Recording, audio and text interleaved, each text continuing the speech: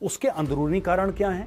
ये खमेनेई जो है, इसने ये कमेंट क्यों करा? अब इसको क्यों जरूरत पड़ी कमेंट करने की? और दूसरी चीज है कि ये इसकी डोमेस्टिक पॉलिटिक्स क्या है? ठीक है, चाइना में 3 साल के बच्चे को जेल में डाल दिया। क्या नाम है तुम्हारा? मोहम्मद नाम है, चलो जेल में। दही बहुत खाता है यार मुसलमान, इसको जेल। दही खाने के चक्कर दही बैन कर दिया था भाइयों ने। ये बुढ़ऊ जो है इस वक्त क्यों बकवास कर रहा है? ये इसलिए बकवास कर रहा है, दो चीजें हैं कि जिहाद जिहाद जिहाद का गाजर खिला खिला के लोगों का दिमाग मत खराब करो। एक लेवल तक ये चूरन ठीक लगता है, एक लेवल तक दुनिया झेलेगी जिहाद को, फिर दुनिया उल्टा थप्पड़ मारेगी मुंह पे इतना बड़ा कि भैया गाल दांत जबड़ा सब सूज जाएगा। ये किसी भी वक्त इसका गुड नाइट हो सकता है। इसके पास 10 हेल्थ प्रॉब्लम चल रही है, लेकिन फिर भी लालच इतनी है सत्ता की।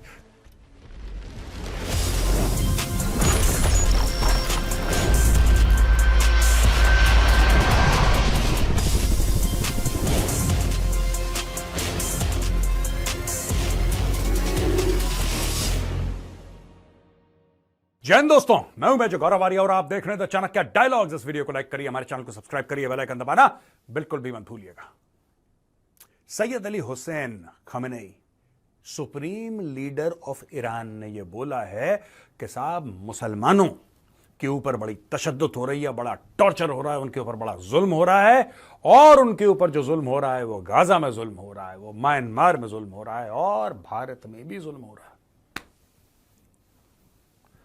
तो यहां का मिनिस्ट्री ऑफ एक्सटर्नल अफेयर्स आप जानते हैं कैसे, उन्होंने वैसे ही एक स्लिंग शॉट मारा, टकैक से यहां से बिल्कुल, और उनको बोला कि सर अपने गरेबान में झांको और दूसरे के ऊपर कमेंट करना बंद करो। दोस्तों ये क्यों हो रहा है ना, ये जानने की जरूरत है। आप देखिए किसने क्या बोला, हमने ठोक दिया, उसने बोला, हमने एनकाउंटर कर दिया, ये सारी चीजें होती रहती हैं यार जियोपॉलिटिक्स में। दिस इज नॉट इंपॉर्टेंट, वो इस वक्त क्यों बोल रहा है, कारण क्या है, उसके अंदरूनी कारण क्या है। ये खमेनेई जो है, इसने ये कमेंट क्यों करा? अब इसको क्यों जरूरत पड़ी कमेंट करने की? और दूसरी चीज है कि ये इसकी डोमेस्टिक पॉलिटिक्स क्या है, इसके अंदर की पॉलिटिक्स क्या है, इसके बाहर की पॉलिटिक्स क्या है। ये अपने कमेंट से लोग ये समझते हैं कि साहब हमसे नफरत करता है इसलिए बोलता है। देखिए उस लेवल पर बैठा आदमी ना मोहब्बत करता है ना नफरत करता है, वो मुनाफा देखता है। अगर जहर फैला के उसको मुनाफा हो रहा है तो जहर फैलाएगा, प्यार बांट के मुनाफा हो रहा है तो प्यार बांटेगा वो। अब इसने क्या करा है खमेनेई ने, ये मैं आज आपको बताता हूं। इसके पहले इसने पास्ट में कौन कौन से कमेंट पास करे थे, ये भी आपको जानना अति आवश्यक है। तो दोस्तों ऐसा है कि इस्लाम के दुश्मनों ने यह कर दिया, वो कर दिया, इस्लामिक उम्मा को चुम्मा दे दिया, पता नहीं क्या क्या स्टोरी ये सुनाता है कि म्यांमार, गाजा, इंडिया में ये हो रहा है। मार्च 2020 में भी इसने ये बोला था, 17 सितंबर को, जो दिल्ली में राइट्स हुए थे जिसमें हिंदू भी मरा, मुसलमान भी मरा, इन्होंने बोला साहब मैसेकर ऑफ मुस्लिम्स हो गया। ये आप देखिए, आपको क्या लगता है कि खमेनेई जो है वहां का सुप्रीम लीडर है ईरान का, उसको 2 रुपए का फर्क पड़ता है? आपको क्या लगता है? मैं आपसे जानना चाहता हूं, लिखिए कमेंट्स में, आपको क्या लगता है? उसको फर्क पड़ता है? हिंदू मर रहा, मुसलमान मर रहा, सिख मर, ये मुसलमान इस्लाम के ठेके, इनको फर्क पड़ रहा है? अगर इनमें 2 टके की औकात होती है, चीन को बोलते कि बेटा 15 लाख मुसलमानों को तुमने जेल में डाला है, उइगर मुसलमानों को। पूरे आलम इस्लाम 57 मुस्लिम कंट्रीज हैं, किसी की जबान पे चाइना का नाम नहीं आता। ठीक है, चाइना में 3 साल के बच्चे को जेल में डाल दिया। क्या नाम है तुम्हारा? मोहम्मद नाम है, चलो जेल में। दही बहुत खाता है यार मुसलमान, इसको जेल। दही खाने के चक्कर दही बैन कर दिया था भाइयों ने। अगर मैं गलत बोल रहा हूं तो आप जाके चेक करिए। जो इमाम है, बड़े बड़े मौलवी इमाम है, उनसे बोला कि क्या हराम है इस्लाम में, क्या हराम है इस्लाम में? बोला साहब सुअर खाना हराम है, नाच गाना हराम है। पहले बोला कि इसको शराब पिलाओ, शराब भी हराम होगी, हाँ जनाब, शराब पिलाओ, इसको सुअर खिलाओ, फिर इसको नचवाओ। ये फोटोग्राफ देखो, डांसिंग इमाम्स। आप भाई साहब जाइए जरा गूगल पे, और गूगल पे डालिए डांसिंग इमाम, इमेज सर्च करिए, आपको मिल जाएगा। चाइनीज ने पहले मुसलमानों के इमामों को शराब पिलाई, सुअर का गोश्त खिलाया, उसके बाद नचवाया। बोला जो तीनों चीजें हराम है तुम तीनों करोगे और अगले 10 मिनट में करोगे बेटा। यह जुल्म नजर नहीं आ रहा किसी को, नहीं बोलेंगे, बिके हुए ये लोग, लेकिन फिर वो बात नहीं है दोस्तों। ये देखो मैं आपको बताता हूं बात क्या है। जब 370-35 से हटा दिया, बोला कि we are concerned about Muslim situation in Kashmir, we have good relations with India but we expect the Indian government to adopt a just policy toward. अबे हट पागल का बच्चा। फिर यह कहता है कि मुसलमान दुनिया है, खुलेआम यमन के, बहरीन के, कश्मीर के लोगों को सपोर्ट करे। अच्छा, ये भौंकता रहता बीच बीच में, लेकिन ये इंटेलिजेंट भौंकने वाला, ये दिमाग से पैदल मत समझिएगा इसको, ठीक है ना। अब इंडियन गवर्नमेंट ने क्या बोला कि we deplore the comments made by the supreme leader of Iran. आप लोग इसको सुप्रीम लीडर कहते क्यों? ये तो पागल मौलाना है ये, और इसकी उम्र भी ऐसी हो गई है, एक पैर, जो नहीं कहते लोग कि एक पैर कबर पे दूसरा केले के छिलके पे, ये किसी भी दिन चल लेगा, मैं आपको बता रहा हूं। अब दोस्तों आप समझो, जियो पॉलिटिक्स समझो आप पहले, ये बोल क्यों रहा है। देखो ऐसा है, ये जो इजराइल और हमास की लड़ाई है, ये कुछ महीने के बाद खत्म हो जाएगी। पहले आप ये बात समझ लो, आप ये बात समझ लो, ये लड़ाई जो है ये खत्म होने वाली है। ये 2 हफ्ता और चल ले, 2 महीना और चल ले, 4 महीना और चल ले, ये खत्म होने वाली है। और ये बात ईरान को भी पता है, और ईरान ने ही पिन करा था 7 अक्टूबर को पिछले साल इजराइल को, तब जाके युद्ध शुरू हुआ था। ये ईरान का करना धरना, ये आपको पता है, मुझसे बेहतर, you know better than me, ठीक है जी। अब सुनिए, ये बुढ़ऊ जो है इस वक्त क्यों बकवास कर रहा है? ये इसलिए बकवास कर रहा है, 2 चीजें हैं। पहली चीज मैं आपको एक्सटर्नल बताता हूं, फिर मैं आपको ईरान की इंटरनल पॉलिटिक्स बताता हूं। राइट, एक्सटर्नल पॉलिटिक्स ये है कि जो पानी है वो उबलता रहना चाहिए। याद रखिएगा, पानी जो है वो उबलता रहना चाहिए, हल्का हल्का सिमरिंग, वो पूरा उबाल नहीं कि बड़े बड़े बुलबुले आ रहे हैं। एक सिमरिंग होता है ना, हल्के हल्के बुलबुले आते हैं पानी में, उस लेवल पे टेम्परेचर उबलता रहना चाहिए, तभी ईरान को फायदा है। जो पानी की उबाल इजराइल और हमास के युद्ध के बीच में, या उसमें हिजबुल्लाह शामिल या हुती शामिल, कोई भी शामिल, XYZ यार, वो स्टोरी अब धीरे हो रही है, वो टेम्परेचर डाउन हो रहा है। अमेरिका बोल रहा है साइन करो, इजराइल एक ड्राफ्ट भेज रहा है, हमास एक ड्राफ्ट भेज रहा है, वो कह रहा है तू बेवकूफ, वो कह रहा है तू बेवकूफ। अच्छा, इसमें से 4 पॉइंट तुम हटाओ, 4 बातचीत पे आ गए ना भाई, बातचीत पे आ गए कि तेरे 4 पॉइंट हमें पसंद नहीं है, वो कह रहा है कि तुम्हारे 3 पॉइंट हमें पसंद नहीं है, नहीं ये नहीं वो तो इसको छोड़, तो उसको वो कर, यानी कि बातचीत हो गई है। यानी कि ये बात आज नहीं तो कल नहीं तो परसों सलट जाएगी, और सलटना है ही। कोई भी युद्ध परमानेंट तो चलता नहीं है, और अमेरिका और वेस्टर्न पावर्स का बहुत प्रेशर है इजराइल और हमास के ऊपर कि इसको धीरे धीरे धीरे धीरे धीरे खत्म करो। दोस्तों, हाल ही में एक बहुत बड़ा वाकया हुआ जहां पे ईरान को एक बहुत बड़ा झटका लगा। झटका वो लगा कि जब इजराइल ने हिजबुल्लाह के ऊपर बमबारी करी और हिजबुल्लाह ने जवाब दिया, तो दोनों के बीच में बातचीत हो गई। जस्ट इमेजिन, आप सोचिए आप, हिजबुल्लाह और इजराइल आपस में बात कर रहे हैं, भाई ऐसा है, मैं उस जगह बम मारूंगा, तू उस जगह बम मार दियो, इस चीज को एस्केलेट करने का कोई फायदा नहीं है। समझ रहे हैं आप गेम क्या चल रहा है? अब मैं आपको इनकी इंटरनल पॉलिटिक्स समझाता हूं। अब दोस्तों आता है इंटरनल फैक्टर ईरान का। इंटरनल फैक्टर ईरान का यह है कि मसूद पेज़ेश्कियां जो है, he is the president of Iran, ठीक है जी। इब्राहिम रईसी हेलीकॉप्टर क्रैश में चल लिए, उसके बाद चुनाव हुआ, चुनाव के बाद पेज़ेश्कियां बना यहां का प्रेसिडेंट। जब वो ईरान का प्रेसिडेंट बना दोस्तों, तो ईरान के प्रेसिडेंट बनने के बाद उसने सबसे पहले बात ये बोली कि यार वेस्ट से हमें बात करनी चाहिए।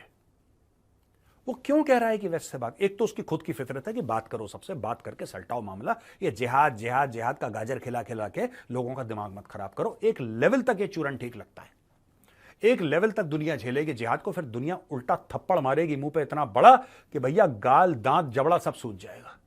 तो उसने बोला कि बातचीत करो, वो स्मार्ट आदमी है। दूसरी चीज इंटरनल पॉलिटिक्स की ये है कि जो आम ईरानी है वो इन पागल मौलवी मौलानों से परेशान है। वो याद है, वो औरतें जानबूझ के हिजाब निकाल के सड़क पे आ जाती हैं, पता है कि पुलिस पकड़ के ले जाएगी, पता है कि औरतों की हत्या हो चुकी है ईरान में, कट्टरपंथी मुसलमानों ने मार दिया औरतों को कि तुम हिजाब नहीं पहनती, लेकिन औरतों ने बोला कि ठीक है, मौत आती है तो आए, हिजाब डालो कूड़ेदान में, नहीं पहनना हमने हिजाब।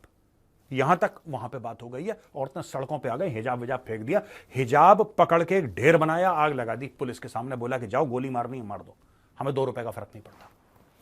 ये इंटरनल चीज है। अब ईरान के अंदर पावर स्ट्रगल हो रहा है, खमेनेई और पेज़ेश्कियां है नरम दल टाइप का थोड़ा सा, ठीक है, और ये एक्सट्रीमिस्ट एलिमेंट है खमेनेई, ठीक है। अब खमेनेई ये चाहता है, खमेनेई की उम्र भी 80+ हो गई है, 84-85 के लेवल पे जा रहा है, ये मिड 80s में अपने ये। अब लोग कह रहे हैं कि इसके बाद कौन बनेगा, हु आफ्टर हिम, राइट। ये किसी भी वक्त इसका गुड नाइट हो सकता है। इसके पास 10 हेल्थ प्रॉब्लम चल रही हैं इसकी, लेकिन फिर भी लालच इतनी है सत्ता की। तो दोस्तों दो चीजें मैंने आपको बताई, एक तो इंटरनेशनल ईरान का जो कंट्रोल है, वो ईरान का कंट्रोल किस चीज के ऊपर है? ये रेडिकल एलिमेंट्स के ऊपर। अगर इजराइल, देखिए जब तक इजराइल का मुद्दा है तब तक ईरान की पूछ है। ईरान को कुत्ता नहीं पूछ रहा, वैसे ईरान को कौन पूछ रहा है? तेल वो बेच नहीं सकता खुले मार्केट में, राइट? कुछ काम कर नहीं सकता। वो तो भारत जैसे देश हैं जिन्होंने दुनिया भर से पंगा लेके ईरान के अंदर इन्होंने इन्वेस्टमेंट करी, चाबहार पोर्ट बनाया, अरबों डॉलर खर्च करे, रेलवे लाइन लगा दो, पोर्ट बना दो, ये कर दो, ये फैक्ट्री लगा दो, वो फैक्ट्री, दुनिया भर के हम लोगों ने काम करा।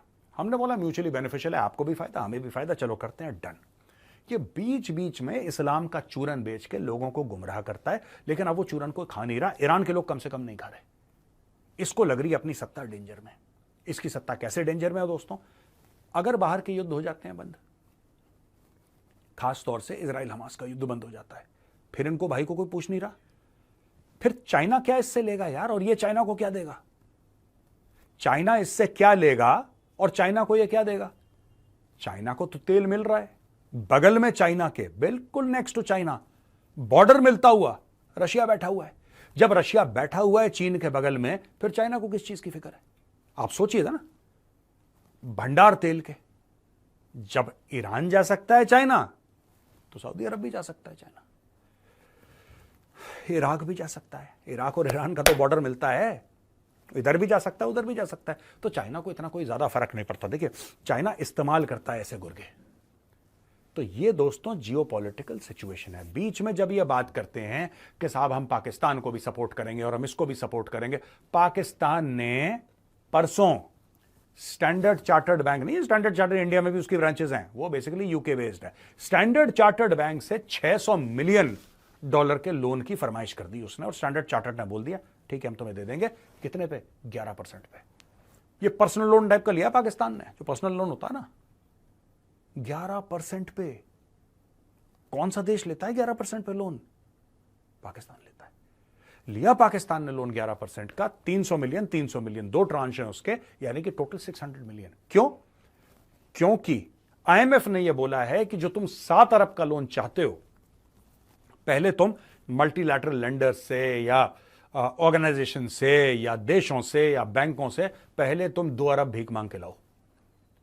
हम ये देखना चाहते हैं कि तुम्हारी प्रैक्टिस है भी नहीं भीख की, लेकर आओ।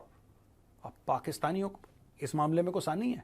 पाकिस्तानियों ने बोला क्या बात है, 2 अरब लो 2 अरब स्टैंडर्ड चार्टर्ड, यस।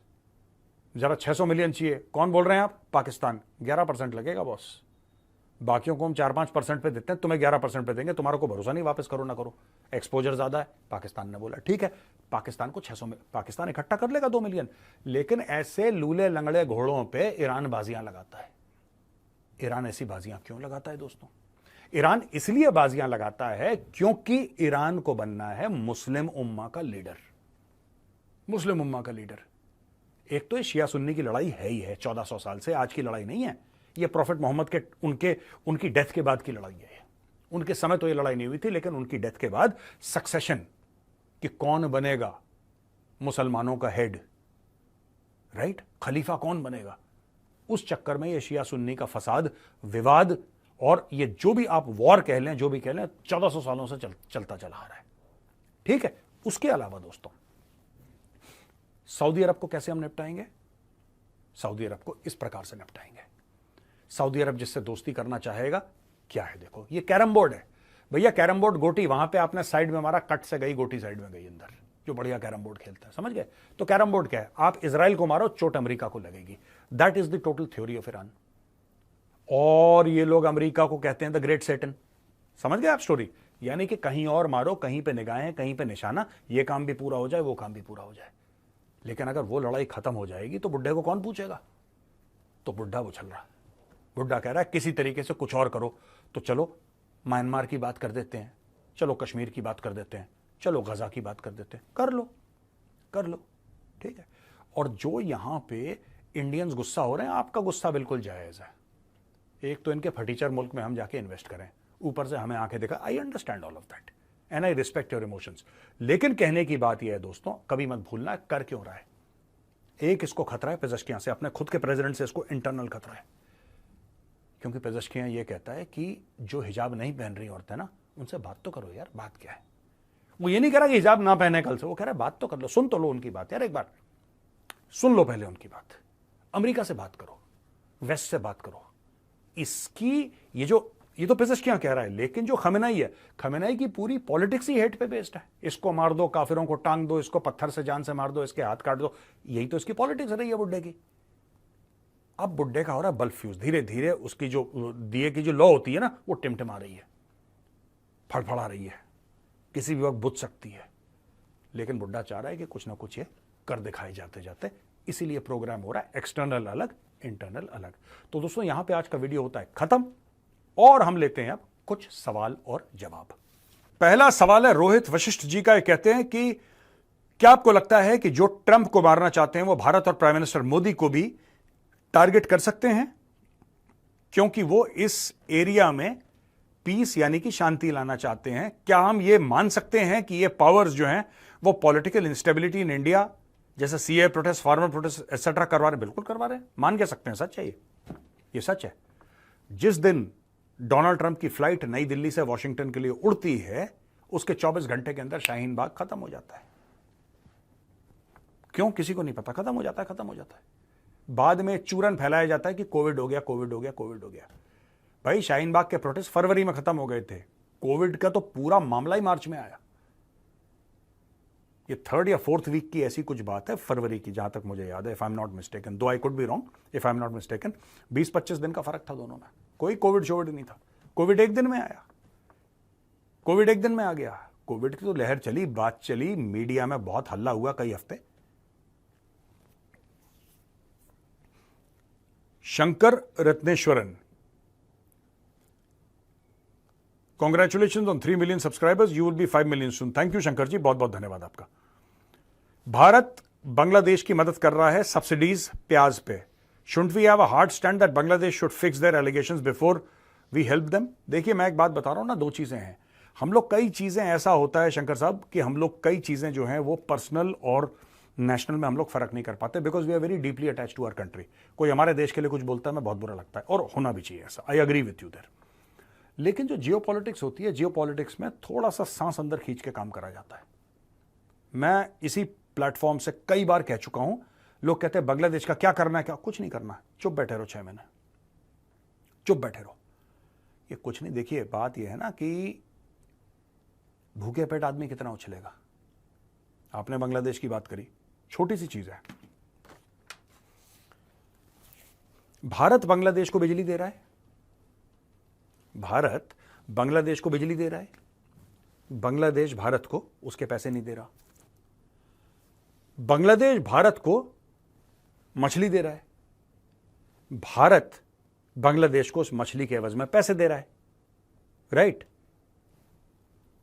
नहीं समझे आप? दोबारा समझाता हूं, देखिए, भारत बांग्लादेश को बिजली दे रहा है जिसके पैसे बांग्लादेश ने भारत को नहीं दिए, राइट? बांग्लादेश भारत को फिश दे रहा है, यानी कि मछली दे रहा है, जिसके पैसे भारत दे रहा है बांग्लादेश को। बांग्लादेश ने क्या बेवकूफी करी, जब भारत ने बांग्लादेश की बिजली बंद कर दी तो बांग्लादेश ने भारत की मछली बंद कर दी। अब बांग्लादेश के पास ना पैसे हैं ना बिजली है। कॉन्टेक्स्ट आप समझ गए? बिजली इसलिए नहीं है क्योंकि उन्होंने बिजली का बिल नहीं भरा, और पैसे इसलिए नहीं है क्योंकि मछली बेचना बंद कर दिया, जिसके एवज में भारत उनको पैसे दे रहा था। तो हमें कुछ नहीं करना है, ये अपनी कुल्हाड़ी से अपने ही पैर पे वार कर रहे हैं, चुप रहना है हमें चुप रहना। हमने बोला कि ठीक है भैया, तुम्हें जो करना है तुम करो, देयर इज नो इशू, ये अपने आप नीचे आ जाएंगे। अंशु निभानी, सर मेरा एक सवाल है, पाकिस्तान और पाकिस्तानी मीडिया और कुछ पाकिस्तानी यूट्यूबर क्लेम कर रहे हैं कि चाइना ने Indian territory 60 kilometre Arunachal Pradesh occupy कर लिए, क्या यह सच है? ये इसको क्लैरिफाई करिए, क्योंकि उनके पास कुछ पिक्चर भी हैं। देखिए ये बेवकूफ के बच्चे हैं पाकिस्तानी, इनके पूछ लो, जो यूट्यूबर है पाकिस्तानी, इससे पूछ लो कि तेरे बाप को पता है अरुणाचल प्रदेश है कहां पे? मैं आपको बता रहा हूं, ये कुछ देखिए, हारी हुई कौम है, जलील कौम है। मैं आपको बता रहा हूं, 1 इंच भी नहीं गया किसी का। रादर खबर किस चाइनीज ने खबर दी है, वांग यी जो चाइना का फॉरेन मिनिस्टर है, उसका ऑन रिकॉर्ड है, आप जाके चेक कर सकते हैं। उसने बोला है कि लद्दाख में जहां पे हम फेस टू फेस थे और जगह हम फेस टू फेस थे, including other areas, not just Ladakh, including other areas, हम लोग पीछे हट गए हैं। चाइना खुद कह रहा है हम पीछे हट गए। चाइना का फॉरेन मिनिस्टर हम कह रहा है, या पाकिस्तानी पता नहीं 2 कौड़ी का आदमी ये कह रहा है कि ऑक्यूपाई कर ली। हारी हुई कौम है ये। आप लोग देखिए, पाकिस्तानी की आप बेइज्जती कर सकते हैं, पाकिस्तानी को आप जलील कर सकते हैं, उसकी मजाक उड़ा सकते हैं, आप उसको सीरियसली नहीं ले सकते। पाकिस्तान बनाया भगवान ने एंटरटेनमेंट के लिए, कि बेटा जब नेटफ्लिक्स का सब्सक्रिप्शन बहुत ज्यादा हो जाएगा, जब अमेजॉन प्राइम, टाटा स्काई, जब तुम्हें बहुत महंगा लगने लगेगा, तब तुम पाकिस्तान को देखो और तुम हंसो, जिससे तुम्हारा खून बढ़ेगा। ये जो कर लोगे यार, आप इनको सीरियसली क्यों लेते हैं? इनके प्रधानमंत्री की पैंट खुलती है एयरपोर्ट पे। एक ऐसी कौम जो भीख मांग रही है, मैंने अभी कवर करा, ये स्टैंडर्ड चार्टर्ड से, फिर इन्होंने 600 मिलियन भीख मांग ली। एक भिखारी कौम, 90% बेगर्स जो जेल में हैं इंटरनेशनली, वो पाकिस्तानी हैं। $42 अरब साल का सिर्फ ये भीख मांगते हैं, राइट? इनके प्रधानमंत्री की पैंट खुलती है अमेरिकन एयरपोर्ट पे। उन लोगों की बात को आप सीरियसली ले रहे हैं? Pakistan is a joke. आप हंसिए पाकिस्तान पे, उनकी बेइज्जती करिए, उनको जलील करिए, आप उनको कोट मत करिए। Tipu master, what is cooking with India and Brazil? I don't know, sir. What's cooking? I don't know. It seems like we both recognize that there is a lot on offer, both sides, and ties are deepening. Embraer or Tejas swap possible nahi. That's a different technology. This is a different technology. There is no swap happening. But yes, India is increasing its traction and its engagement in Southern America. ये बात तो तय है. Not just Brazil, also Argentina, also Nicaragua, also other countries. Not just Brazil, but हाँ, Embraer का है हमारा. We want Embraer, we like the technology. We also have 1 or 2 cargo planes in mind out of Brazil. वो भी हमारे radar में है, वो सब हो रहा है। लेकिन swap, I don't think there is a swap. Swap तो होता ही नहीं यार। वत्सल sir wanted to ask if in future more military industrial complexes like US rise up in India or China, aren't we posing a global threat to ourselves, and do you think one industry needs to go down to accommodate the other? मुझे वत्सल जी आपका सवाल समझ नहीं आया कि military industrial complexes like US rise up in India और China, aren't we posing a global threat to, why should we? इसमें global threat कौन सा है बॉस? ये तो अच्छी बात है, मिलिट्री इंडस्ट्रियल कॉम्प्लेक्स तो होना चाहिए। It's not a bad thing, it's not a bad thing.